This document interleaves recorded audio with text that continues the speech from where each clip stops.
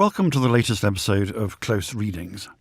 In this series, we're looking each time at a single poem, which we've chosen because it seems to us in one way or another political, perhaps an expression of its author's political views, or a response to a political event, or perhaps a poem which has been interpreted as political by later readers. My name is Seamus Perry, and I teach English literature at Balliol College in Oxford, and I'm talking to Mark Ford, poet, critic and Professor of English at University College London. And today's poem is political maybe in the last way I mentioned a moment ago. It is Goblin Market by Christina Rossetti, first published in 1862 in what was her first book of poems, of which it was the title poem. Later in this episode, as a special treat, you can hear a full reading of Goblin Market by the actors Shirley, Henderson and Felicity Jones. But first, Mark, let's talk about it. Modern readers, I think, find it irresistible not to interpret the poem in some ways in political terms, and we might come to what those terms are in a moment. Rossetti herself disclaimed any allegorical purpose in writing it at all, so this does rather throw the onus upon us as readers to make something of what is otherwise perhaps a rather odd fairy tale. Yes, it belongs with those other sort of mid-Victorian close to nonsense verse in some ways, thinking of Alice in Wonderland or some of Edward Lear, in which there is a very explicit Christian moral to this poem, much more than there is to Alice or to kind of Lear's long narrative poems. But there is ways in which it's quite confusing to interpret it in a thoroughgoing allegorical way. But it obviously relates to the trope of the fallen woman, which is so important in mid-Victorian writing, as well as was evident to anyone walking the streets of London in the 1850s or 1860s, which were crowded with prostitutes. And almost every writer of the period in some ways deals with that. Someone like Dickens does it a great deal through characters such as Little Emily, and obviously Hardy in Tess of the d'Urbervilles. And I think Goblin Market is a really interesting take on this particular issue which bedeviled Victorian society. And on the one hand, you've got Victorian visions of this, the greatest empire in the world, in which, and everyone has, they're putting chair legs have skirts on them so people can't see the chair legs. On the other hand, you walk down Oxford Street and you'll be propositioned every 5 minutes. So there's a sense in which fallen women, prostitutes, were a huge anxiety on an everyday basis. And someone like Dickens worked in Urania House, which was a house for fallen women where they would be kind of returned to factory settings, so to speak, and sent off to the colonies. And Christina Rossetti worked up in Highgate at St Mary Magdalene House for Fallen Women, which was on Highgate Hill. She started there in 1860, which is around the period, it seems, that Goblin Market was written. It was started in 1859, but it's likely that her experiences with the fallen women that she met there relate to her concept of the poem. So it's, to state the obvious, it's clearly a poem that is obsessed with and perhaps organised by gender. And it opens with our introduction to the world of the goblins, who I suppose within the imaginative world of the poem are monstrous kind of representatives of all the most toxic aspects of masculinity that Rossetti wants to get into the poem. But interestingly, all those things about masculinity that she deplores and will come to express themselves later in the poem in barely coded acts of sexual violence are also associated here with the market. They're also merchants. They're trying to sell, in a slightly odd way as it turns out, but they're trying to sell things. What do you make of that kind of combination of, it seems like there are two very different sorts of moral criticism going on here. One is about gender roles and one is about mercantilism. Yes, well, Christina Rossetti grew up in London, and it was called by Arthur Hugh Clough in a poem around the same time, To the Great Metropolis, this huge bazaar. So everything was for sale, sex was for sale. And this idea of the market and of money is one of the key aspects of the poem. How do Laura pays with a lock of her hair. Lizzie takes along a silver coin. So quite sort of allegorical concepts of financial transaction. But poetry at this period as well is working out how it relates to the market. Some people can read Tennyson's popularity as a retreat from market forces. It's a kind of lyrical way of escaping market forces. And while we know that the goblins are bad by the end of it, I'm not sure how bad we do think of them in the first paragraph. Goblins could be kind of quirky, funny little creatures of the sort like fairies. And Victorians were obsessed with fairies as well. So, and when they are offering their orchard fruits, come buy, apples and quinces, lemons and oranges, plump unpecked cherries, melons and raspberries, and a really glorious list of different kinds of fruits which just rolls through the first stanza. It's not entirely clear what these fruits symbolise, and it's only, I think, a lot of the poem is a kind of dawning on us of the interpretation that we're so familiar with it. We know of how it is representative of a way a woman might lose her sexual virginity and become fallen and then be redeemed. And I think in terms of what I was saying about kind of Dickens and Rossetti's work with houses for fallen women, that there is one school of thought which saw the fallen woman as irredeemably fallen. And this poem can be seen in a quite sort of uplifting way as offering a kind of redemptive vision of how the fallen woman can become unfallen, so to speak. So the fallen woman in that case is modelled upon Eve, isn't she? Because obviously Eve is the archetypal fallen woman, and she, along with all the rest of us, gets saved very effectively by Christ's intervention in human history. And now we don't quite get that in Goblin Market, do we? We do get something that, well, we'll come on to this perhaps as we come towards the later parts of the poem, but we do get something that feels very like a kind of Christ-like agency, some kind of redemptive agency, but it's operating exclusively within the realm of the sisters, isn't it? It's as though the shapes or the imperatives of Christian redemption have been rethought in kind of sisterly terms. Yes. I suppose that's one of the ways in which some critics have thought of it as being obviously not a feminist poem in a modern sense, because it's still occupying fairly traditional kind of Christian paradigms, but certainly in some senses a kind of a proto-feminist thrust to the poem.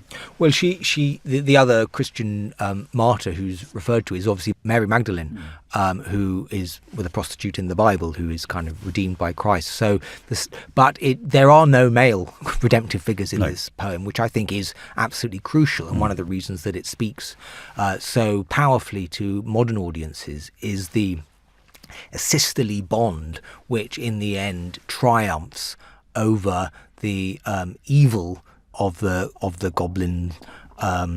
goblin's fruits on poor Laura, and I think also it's that very traditional or standard within the Victorian period of the two different kinds of sister. Yep. You get that again and again in novels, different kinds of sister, and Laura bows her head to hear the goblin cries, whereas Lizzie veiled her blushes.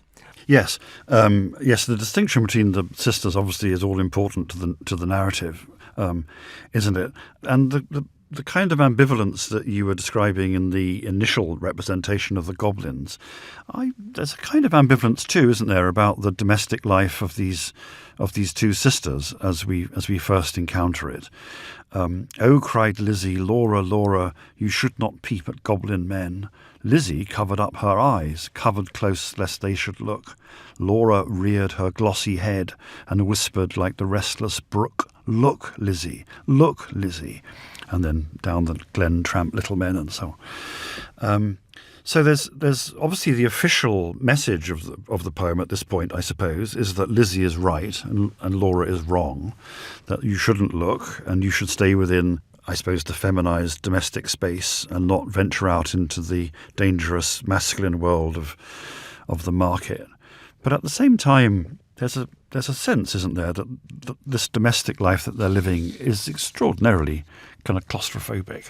And this instruction to go and look, even if it's a naughty instruction, I'm sure she's thinking of Tennyson's Lady of Shalott, who is trapped in her tower and then at the crisis of the poem, moves across the room to look down to Camelot, and it's a rebellious act, which in her case, of course, is catastrophic. Yes, leads to her death. Yeah. I think you're absolutely right there, and I think the sense of temptation which Laura succumbs to us, it can't help but seem very explicitly sexual about when she talks of their hungry, thirsty roots in particular, or also the succulence of the fruits. So it does seem to us sexual in a way. There's an interesting piece by John Bailey in which he talks about, he says it's fashionable to make a great song and dance about the sexual imagery of Goblin Market. And it's exceedingly difficult for a modern reader to feel back rather than think back to a time in a repressed age when sexuality was nonetheless sprawling about all over art. And we tend to be rather kind of censorious about kind of Victorian attitudes. But surely he's right when he makes a connection with the ways in which, say, a poem by Keats, such as The Eve of St Agnes, was enjoyed.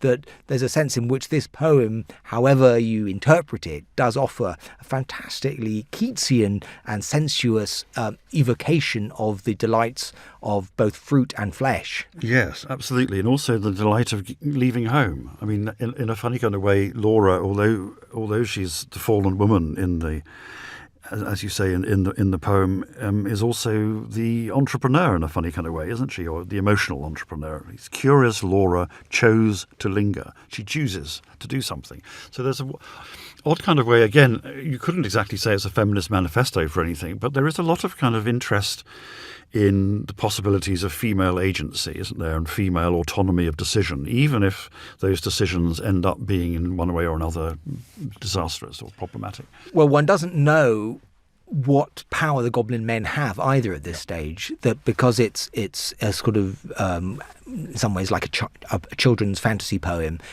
how much power they have, and if any recuperation of what Laura loses is going to be possible. So first time you read it is actually really gripping as a poem, because you don't know what's going to happen. But Christina Rossetti was a believer in a kind of high Anglican, and devoted much of her life to kind of writing Christian polemic in her prose works.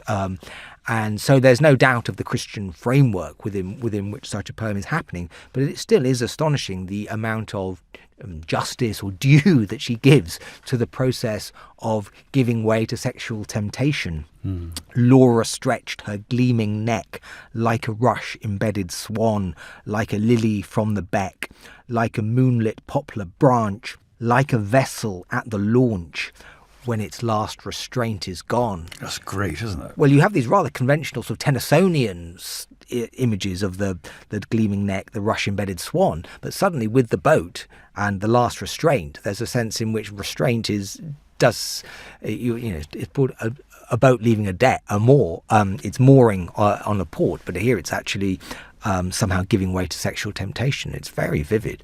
And the secrecy aspect is crucial, isn't it? I mean, they don't, although it's a market, there's no other people in it apart from Laura and Lizzie. It's happening in that kind of fantasy world that was popular in Victorian children's fiction. And to an extent, you can say that the fruits derived from other parts of the world, that it's a kind of an imperial poem in terms of the citrons from the south and so on. That here is this overwhelming sense of choice, but the choice is also dangerous. And the individual's choice can be absolutely fatal. And it was in most cases. In many of the kind of fallen women narratives, the woman doesn't go on to lead a happy life in the way in which Laura does. So the poem is in that sense forgiving of the transgression which it charts. And that is, I suppose, a political narrative which wasn't particularly kind of common in the period. So Laura ventures into the world of the Goblin Market. She doesn't have any, you've mentioned this already, and I think it's a very strange and rather puzzling detail of the poem. She doesn't have any money. All my gold, she says to them, and all my gold is on the furze that shakes in windy weather above the rusty heather. And they answer, you have much gold upon your head. Buy from us with a golden curl, and so she clips a precious golden lock. Now that's interesting, isn't it? This idea that there's something deeply corrupt about a society which confuses the gold of a beautiful young woman's hair with the gold of the marketplace, or the way in which those two kinds of gold get mixed up in Victorian life. That's something that other writers touch on, isn't it? I'm thinking especially of Silas Marner. Mm-hmm. Do you remember where he loses the miser Silas Marner loses all his gold, but by an amazing piece of providence, he discovers a little girl with brilliant golden hair whom he looks after. And it's in the act of looking after this little girl that he redeems himself. But momentarily, through his bad eyesight, he mistakes her golden hair for the golden hair of his enormous hoard of coins. And I suppose George Eliot's rather obvious moralistic point is that the hair is the thing that's valuable, and the gold is only valuable within the false value systems of the market economy. And I guess there's something a bit like that going on here, but I can't really figure out what the symbolism of it all is. Well, we're back with the rape of the lock, aren't we? Yes, that's also true. Of the hair as symbolic of the loss of virginity, and that she clips her own hair. I think Christina Rossetti does suggest that she does have a choice in this, and that she clips her own hair, unlike Belinda, who has her hair clipped by the evil baron, that she clipped a precious golden lock, and she dropped a tear more rare than pearl, and the pearl of great price, that somehow she is giving away her chastity at this moment, and then sucked their fruit globes fair or red. I suppose you might say this is an interesting poem for a post-Freudian readership,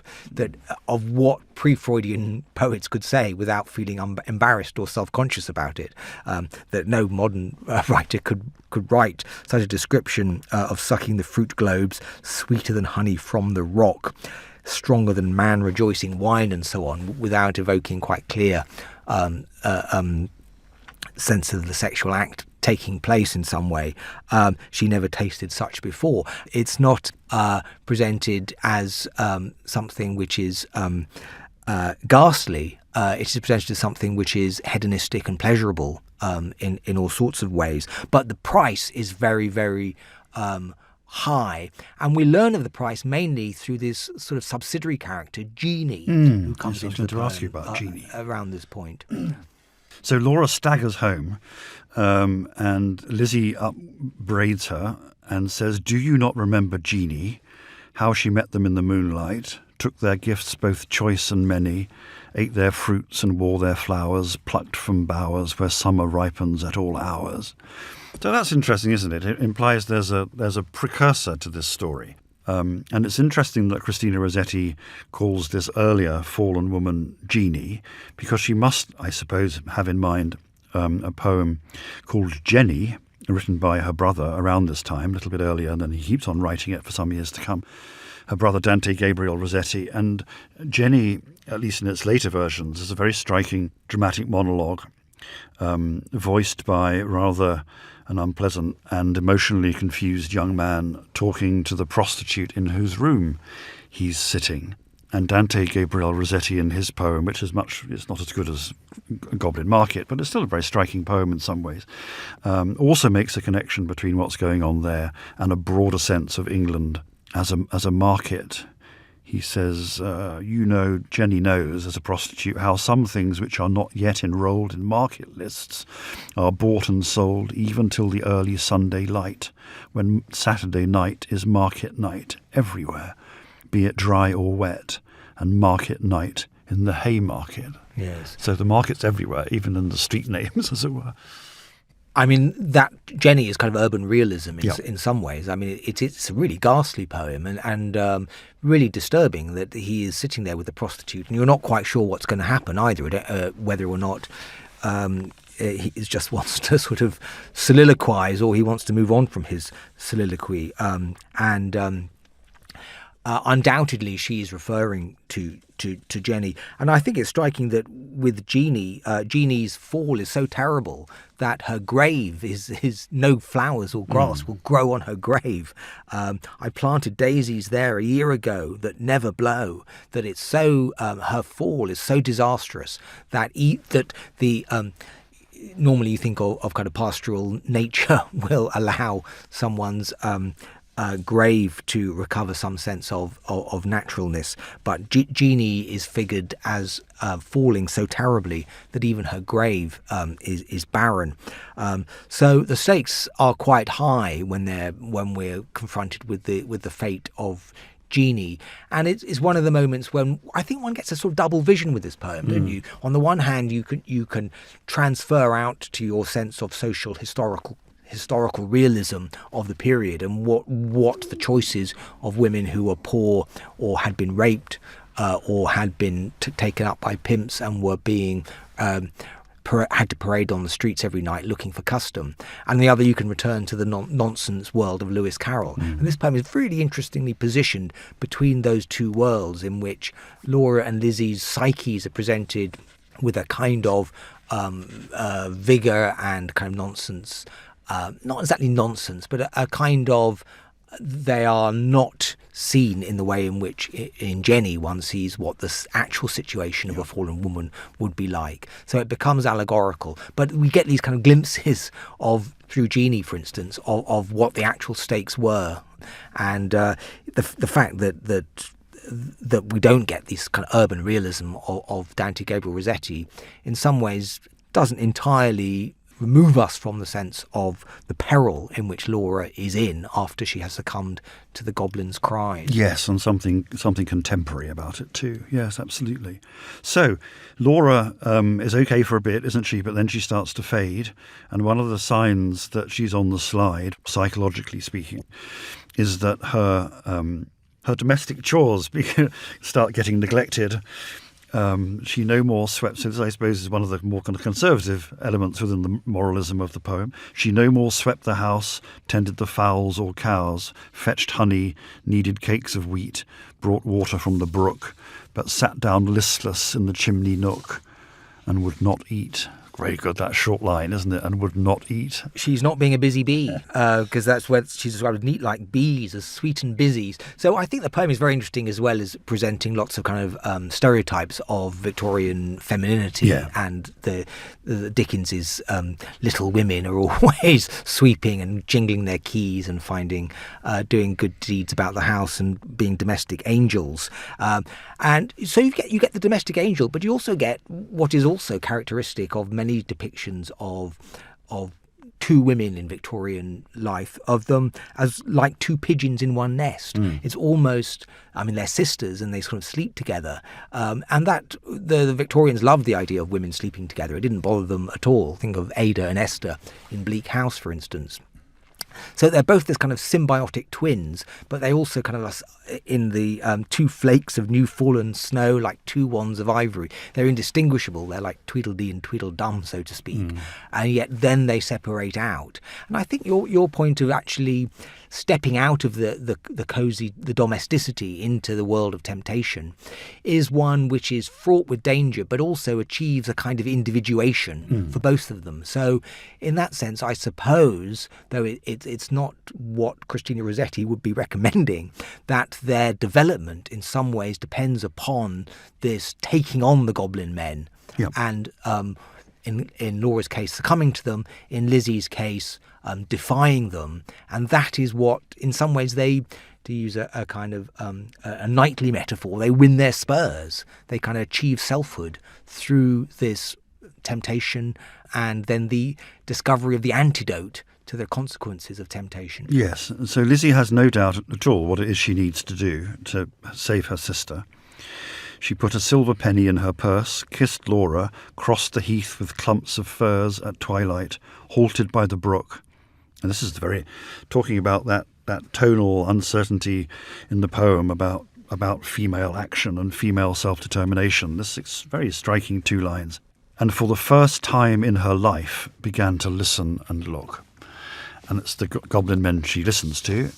She wanders down to them. She contracts her bargain, or seeks to contract her bargain. It's a funny one, isn't it? Because they refuse to take her penny, her silver penny, which kind of implies that whatever it is that they're doing, it's not really the market at all in some odd way. But again, I'm not quite sure. I don't quite understand how to figure out that bit of symbolism. No.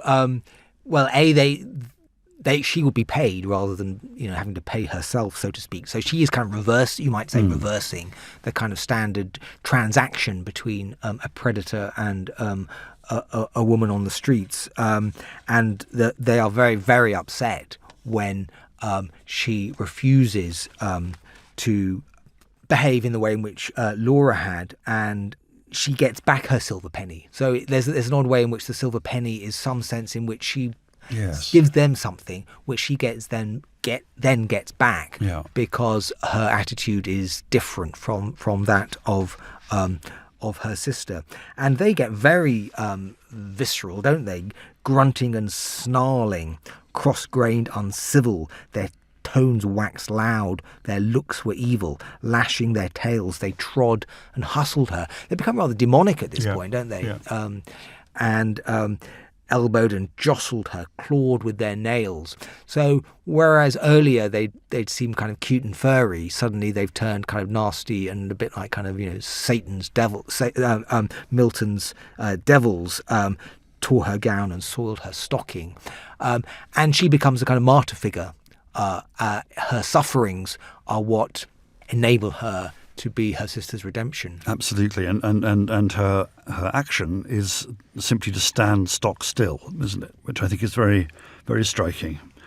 I don't think Christina Rossetti probably has Martin Luther particularly in mind. Here I stand, I can do no other. But there's certainly a kind of Christian tenacity, isn't there, that she's trying to build into. White and golden, Lizzie stood, like a lily in a flood, like a rock of blue-veined stone, lashed by tides obstreperously. There's a wonderful bit in Paradise Regained when Christ the Son has resisted temptation for 4 long books of blank verse, and Satan has one last attempt to lure him into his influence, and of course the Son resists, and Milton says he said and stood. There's an absolute sense of obduracy that goes along with it. There's also kind of Mariolatry going on, though, don't you think? In the royal virgin town, the blue, which is associated with the Virgin Mary, so that they were kind of high Anglicans, weren't they? Yep. I mean, they so not Catholics, but high Anglicans, and the sense of the iconography of the Virgin Mary is operative in her resistance, and that is part of her defeat of them. But it sort of reminds me, I know we've made a lot of parallels, but the bizarre ways in which evil is defeated in Victorian texts. I'm thinking of Dracula, who's defeated by kind of garlic and the sign of the cross and so on. But there's an odd sense in which this poem politically is interesting in identifying evil in rather sort of spectacularly eccentric or ways, and also the ways in which that evil is overcome is also occurring in new forms. That there's no direct explicit use of Christianity as so in that sense her defiance, which might easily not have worked, becomes extremely strange when what happens is that they crush all their fruits into her face, and it gathers in her dimples and is all over her skin, so that kind of she is smeared with the fruits, and then she goes home and Laura licks up the juice which they have kind of covered her with, and that serves as a kind of antidote to her fallen state. And that is almost like kind of medical analogy, isn't it? Kind of, the antidote, a little bit of the poison saves you from the larger disease. Yes, absolutely. Yes. I mean, theologically very mind-boggling, I think, in all sorts of ways. But certainly it's acting in its own mysterious way as a kind of redemptive agency of some kind, which takes us to the last verse where we see the aftermath of all this. And this is very striking too, isn't it? Because what seems to be offered in these last lines is a vision of the redeemed life, and it is one of sisterhood still. Sisterhood rather mysteriously combined with motherhood, although there don't seem to be any men around, or not in any kind of imagined detail. When both were wives, I mean, wives does imply husbands. I know, but we don't see the husbands doing anything, do we? We see Lizzie and Laura telling stories to their children. Tell them how her sister stood in deadly peril to do her good and win the fiery antidote, and so on. And then the little children will get together and sing those closing lines. I don't know, what do you make of this as an ending? Is this simply a lapse into Victorian platitude? Happy women in a domestic space looking after children? Or is there something a little bit more radical going on? Well, politically, as we've been saying, in a bleak and in not an explicitly endorsed way, both of them have achieved a kind of selfhood through their skirmishing, so to speak, with the goblin men. And this is their reward. Yeah, the reward is figured in relation to domesticity and also to passing on wisdom to their children, that they would tell this story. And she does use the word, the fiery antidote.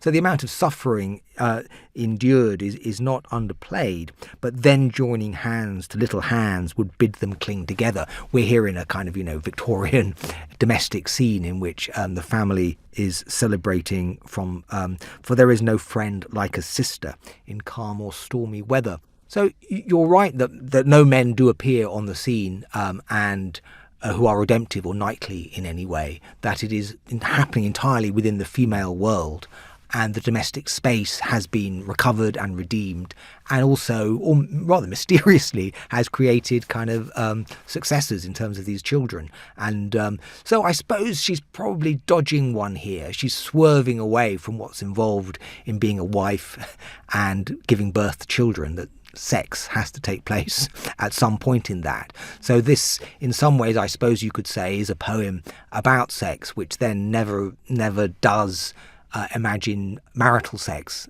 but it does allow families to emerge at the end of it. That could have, I suppose what I'm saying is that could be seen as a sleight of hand in some ways.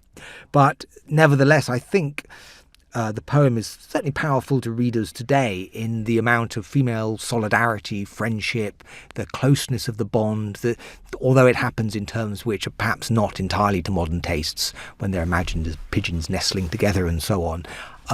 It's still, at the end of the day, is a poem in which men are bad and are defeated, and women triumph and get to have children without men actually being involved. Thank you. In our next programme, we will be talking about Autumn Journal, which is a poem of the 1930s by Louis MacNeice. And now I'm delighted to say we have a full reading of Goblin Market by the actors Shirley, Henderson and Felicity Jones, which was recorded earlier this year at the British Library as part of the Josephine Hart Poetry Hour, as a regular event held by the Josephine Hart Poetry Foundation. You can find a link to more information about those events below this episode. Morning and evening mates heard the goblins cry, "Come buy our orchard fruits, come buy, come buy." Apples and quinces, lemons and oranges, plump unpecked cherries, melons and raspberries, bloom-down-cheeked peaches, swart-headed mulberries, wild free-born cranberries, crab-apples, dewberries, pineapples, blackberries, apricots, strawberries, all ripe together in summer weather, morns that pass by, fair eves that fly. Come buy, our grapes fresh from the vine, pomegranates full and fine, dates and sharp bullaces, rare pears and greengages, damsons and bilberries. Taste them and try. Currants and gooseberries, bright fire like barberries, figs to fill your mouth, citrons from the south, sweet to tongue and sound to eye. Come by, come by. Evening by evening, among the brookside rushes, Laura bowed her head to hear, Lizzie veiled her blushes. Crouching close together in the cooling weather, with clasping arms and cautioning lips, with tingling cheeks and fingertips. "Lie close," Laura said, pricking up her golden head. "We must not look at goblin men. We must not buy their fruits. Who knows upon what soil they fed their hungry, thirsty roots? Come by, call the goblins, hobbling down the glen." "Oh," cried Lizzie, "Laura, Laura, you should not peep at goblin men." Lizzie covered up her eyes, covered close lest they should look. Laura reared her glossy head and whispered like the restless brook, "Look, Lizzie, look, Lizzie, down the glen tramp little men. One hauls a basket, one bears a plate, one lugs a golden dish of many pounds weight. How fair the vine must grow, whose grapes are so luscious. How warm the wind must blow through those fruit bushes." "No," said Lizzie, "no, no, no. Their offers should not charm us. Their evil gifts would harm us." She thrust a dimpled finger in each ear, shut eyes, and ran. Curious Laura chose to linger, wondering at each merchant man. One had a cat's face, one whisked a tail, one tramped at a rat's pace, one crawled like a snail. One like a wombat prowled obtuse and furry, one like a rattle tumbled hurry-scurry. She heard a voice like voice of doves cooing all together. They sounded kind and full of loves in the pleasant weather. Laura stretched her gleaming neck, like a rush-embedded swan, like a lily from the beck, like a moonlit poplar branch, like a vessel at the launch when its last restraint is gone. Backwards up the mossy glen turned and trooped the goblin men, with their shrill, repeated cry, "Come by, come by!" When they reached where Laura was, they stood stock still upon the moss, leering at each other, brother with queer brother, signalling each other, brother with sly brother. One set his basket down, one reared his plate, one began to weave a crown of tendrils, leaves, and rough nuts brown. Men sell not such in any town. One heaved the golden weight of dish and fruit to offer her. Come by, was still their cry. Laura stared, but did not stir, longed, but had no money. The whisk-tailed merchant bade her taste in tones as smooth as honey. The cat-faced purred, the rat-paced spoke a word of welcome, and the snail-paced even was heard. One parrot-voiced and jolly cried, "Pretty goblin," still for "Pretty Polly." One whistled like a bird. But sweet-toothed Laura spoke in haste. "Good folk, I have no coin, to take were too purloin. I have no copper in my purse, I have no silver either, and all my gold is on the furze that shakes in windy weather above the rusty heather." "You have much gold upon your head," they answered all together. "Buy from us with a golden curl." She clipped a precious golden lock. She dropped a tear more rare than pearl, then sucked their fruit globes fair or red. Sweeter than honey from the rock, stronger than man-rejoicing wine, clearer than water flowed that juice. She never tasted such before. How should it cloy with length of use? She sucked and sucked and sucked the more. Fruits which that unknown orchard bore, she sucked until her lips were sore. They flung the emptied rinds away, but gathered up one kernel stone, and knew not was it night or day, as she turned home alone. Lizzie met her at the gate, full of wise upbraidings. "Dear, you should not stay so late. Twilight is not good for maidens. Should not loiter in the glen in the haunts of goblin men. Do you not remember, Genie? how she met them in the moonlight, took their gifts both choice and many, ate their fruits and wore their flowers plucked from bowers, where summer ripens at all hours. But ever in the moonlight she pined and pined away, sought them by night and day, found them no more but dwindled and grew grey, then fell with the first snow, while to this day no grass will grow where she lies low. I planted daisies there a year ago that never blow. You should not loiter so. Nay, hush, said Laura. Nay, hush, my sister. I ate and ate my fill, yet my mouth waters still. Tomorrow night I will buy more, and kissed her. Have done with sorrow. I'll bring you plums tomorrow, fresh on their mother twigs, cherries worth getting. You cannot think what figs my teeth have met in, what melons icy cold, piled on a dish of gold, too huge for me to hold. What peaches with a velvet nap, pellucid grapes without one seed.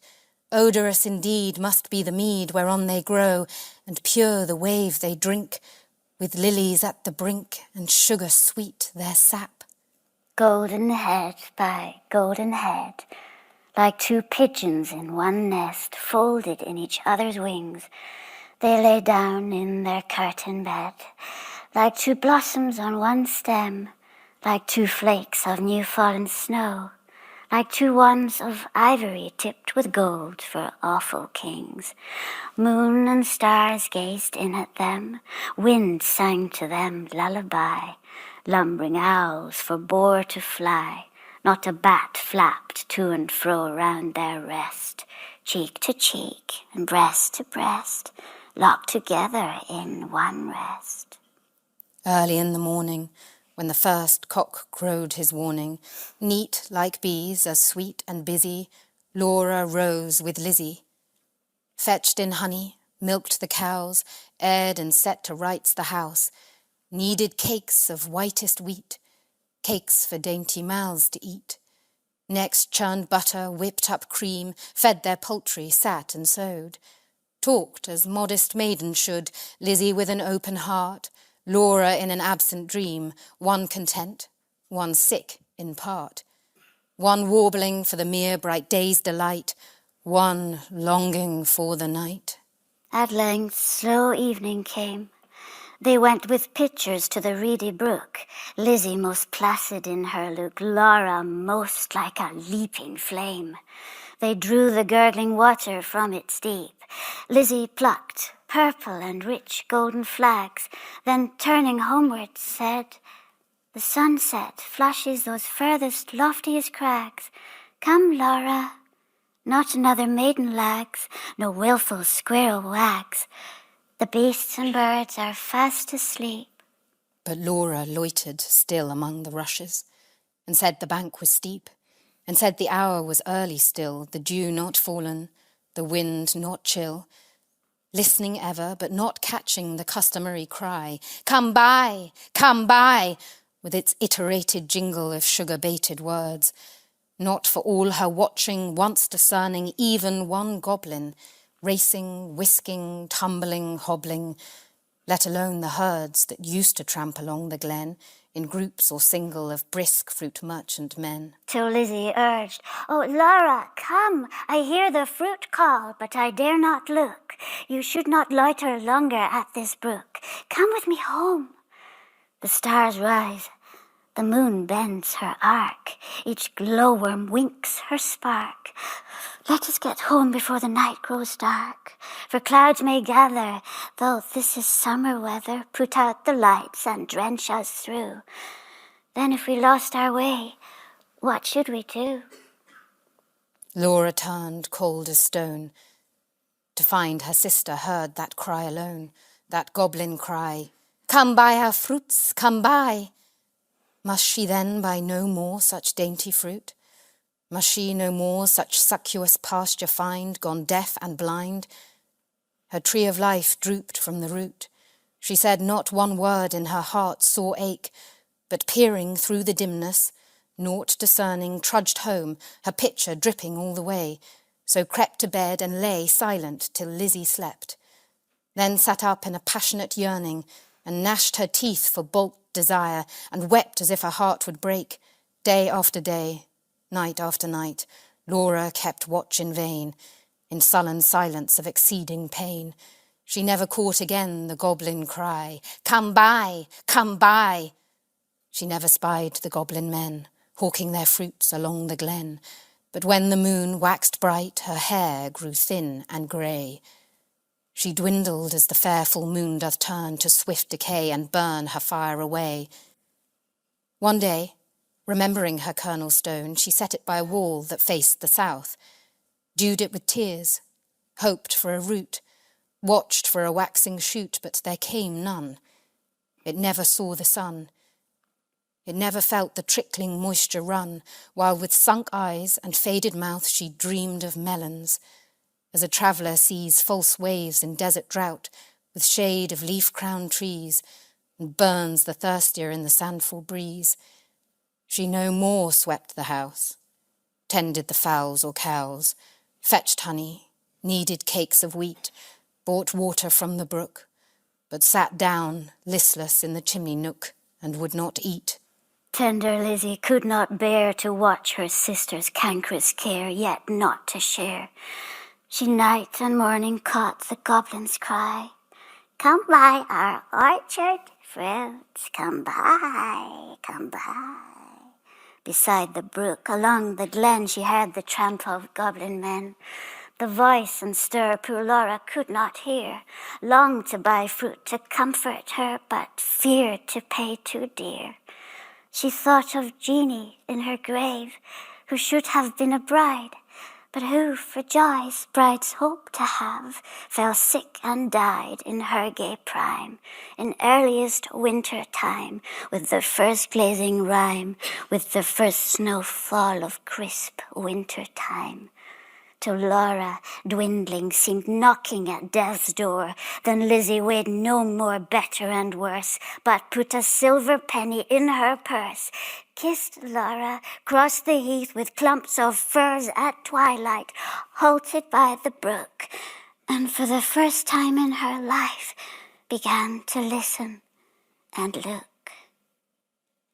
Laughed every goblin when they spied her peeping, came towards her hobbling, flying, running, leaping, puffing and blowing, chuckling, clapping, crowing, clucking and gobbling, mopping and mowing, full of airs and graces, pulling wry faces, demure grimaces, cat-like and rat-like, rattle and wombat-like, snail-paced in a hurry, parrot-voiced and whistler, helter-skelter, hurry-scurry, chattering like magpies, fluttering like pigeons, gliding like fishes, hugged her and kissed her, squeezed and caressed her, stretched up their dishes, panniers and plates. Look at our apples, russet and dun, bob at our cherries, bite at our peaches, citrons and dates, grapes for the asking, pears red with basking out in the sun,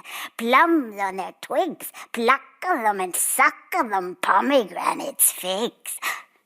Good folk, said Lizzie, mindful of Genie. Give me much and many, held out her apron, tossed them her penny. Nay, take a seat with us, honour and eat with us, they answered grinning. Our feast is but beginning, night yet is early, warm and dew pearly, wakeful and starry. Such fruits as these no man can carry, have their bloom would fly, have their dew would dry, have their flavour would pass by. Sit down and feast with us, be welcome guest with us, cheer you and rest with us. Thank you, said Lizzie, but one waits at home alone for me, so without further parleying, if you will not sell me any of your fruits, though much and many, give me back my silver penny I tossed you for a fee.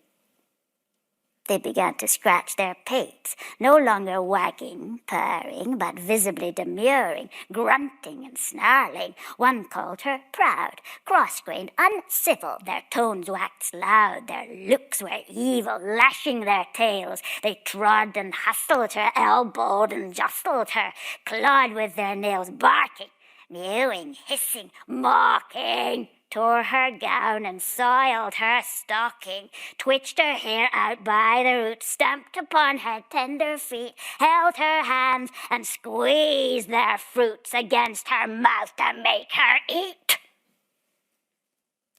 White and golden Lizzie stood like a lily in a flood, like a rock of blue-veined stone lashed by tides obstreperously, like a beacon left alone in a hoary, roaring sea, sending up a golden fire, like a fruit-crowned orange tree, white with blossoms honey-sweet, sore beset by wasp and bee, like a royal virgin town topped with gilded dome and spire, close beleaguered by a fleet mad to tug her standard down.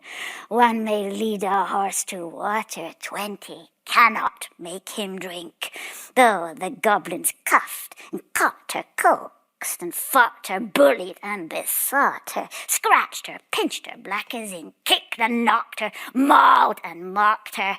Lizzie uttered not a word, would not open lip from lip, lest they should cram a mouthful in, but laughed in heart to feel the drip of juice that syruped all her face, and lodged in dimples of her chin, and streaked her neck, which quaked like curd. The last, the evil people, worn out by her resistance, flung back her penny, kicked their fruit along whichever road they took, not leaving a root or stone or shoot. Some writhed into the ground, some dived into the brook with ring and ripple, some scudded on the gale without a sound, some vanished in the distance. In a smart ache, tingle, Lizzie went her way, knew not was it night or day, sprang up the bank, tore through the furze, threaded copse and dingle, and heard her penny jingle bouncing in her purse. Its bounce was music to her ear. She ran and ran as if she feared some goblin man dogged her with jibe or curse or something worse. But not one goblin scurried after, nor was she pricked by fear. The kind heart made her windy pace, that urged her home quite out of breath with haste, and inward laughter. She cried, "Laura!" up the garden. "Did you miss me? Come and kiss me. Never mind my bruises. Hug me, kiss me, suck my juices squeezed from goblin fruits for you, goblin pulp and goblin dew. Eat me, drink me, love me, Laura, make much of me. For your sake I have braved the glen and had to do with goblin merchant men." Laura started from her chair, flung her arms up in the air, clutched her hair.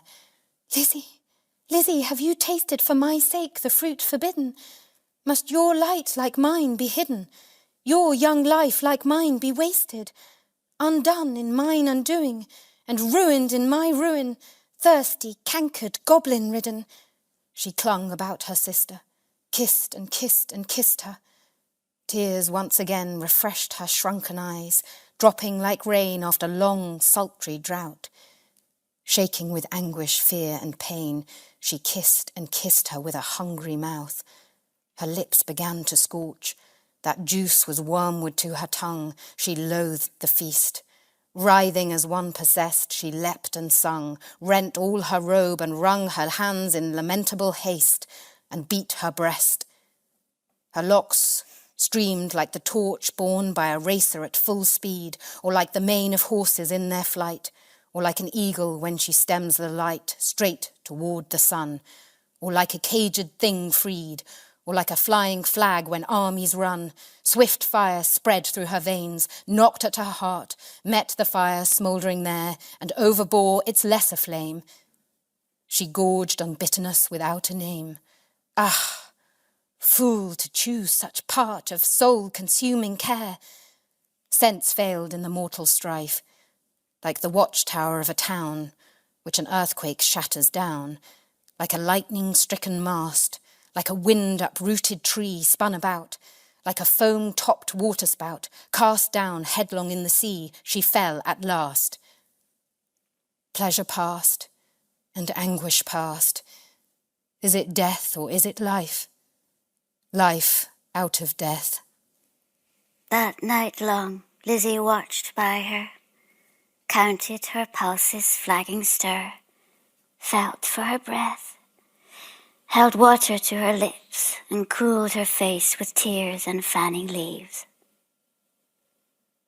But when the first birds chirped about their eaves, and early reapers plodded to the place of golden sheaves, and dew-wet grass bowed in the morning winds, so brisk to pass, and new buds with new day opened of cup-like lilies on the stream. Laura awoke as from a dream, laughed in the innocent old way, hugged Lizzie but not twice or thrice, her gleaming locks showed not one thread of grey, her breath was sweet as May, and light danced in her eyes. Days, weeks, months, years afterwards, when both were wives with children of their own, their mother hearts beset with fears, their lives bound up in tender lives, Laura would call the little ones and tell them of her early prime, those pleasant days long gone, of not returning time.